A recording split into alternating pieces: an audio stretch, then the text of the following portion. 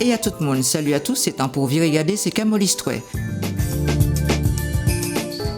En France, à Paris, le 5 mai 1889, la France expose fièrement ses colonies à l'exposition universelle. Certains visiteurs leur jettent de la nourriture ou encore des babioles. Ils se moquent des indigènes malades, tremblant de froid à la porte de leur case. En Argentine, le 5 mai 1897, rue Lavalle, à Buenos Aires, Osvaldo Fresedo voit le jour. Musicien, bandoneoniste, compositeur et directeur d'orchestre spécialiste du tango.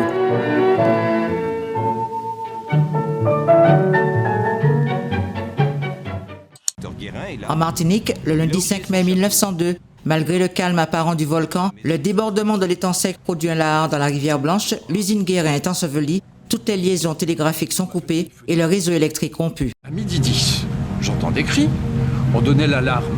La montagne descend. Je regarde la montagne, il en descendait en fracas, une avalanche de matière noire, une masse énorme de plus de 10 mètres de hauteur et large d'au moins 150 mètres.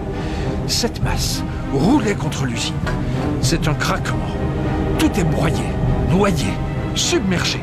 Mon fils, sa femme, 30 personnes de gros bâtiments sont emportés par les vagues de l'avalanche.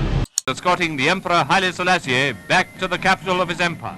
En Éthiopie, le 5 mai 1941, les Britanniques rendent à l'empereur Haile Selassie Ier sa capitale, Addis Abeba, qu'il investit à la tête de la Gideon Force, composée de réfugiés éthiopiens au Soudan.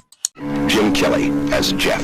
Aux États-Unis d'Amérique, dans le Kentucky, le 5 mars 1946, naît James Milton Kelly dit Jim Kelly, premier acteur noir vedette de films d'arts martiaux, notamment auprès de Bruce Lee dans Opération Dragon.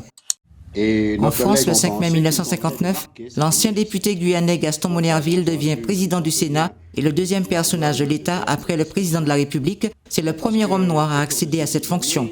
Indépendant. Mais il faut d'abord préparer les hommes. En Kanaki, le 5 mai 1998, c'est la signature des accords de Nouméa. Pour ou contre l'indépendance, Kanak et Caldoche s'expriment.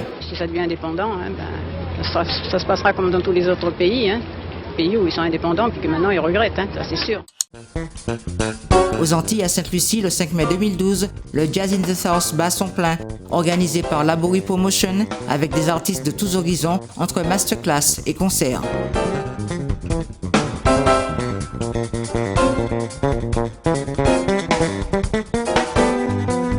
Voilà, et bout, c'est terminé pour aujourd'hui. Nous qu'à virer regarder demain pour d'autres Camolistoué.